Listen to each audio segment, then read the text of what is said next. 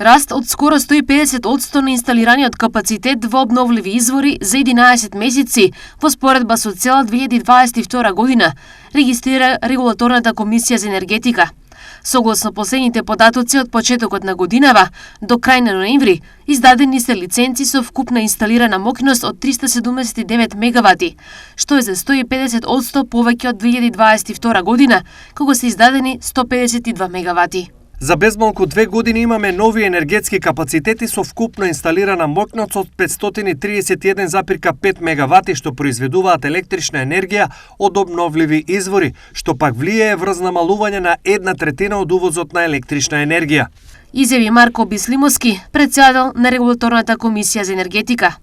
Новите енергетски капацитети со инсталираниот капацитет, што е во функција за помалку од 2 години, може да стабнува близу 169.000 домаќинства.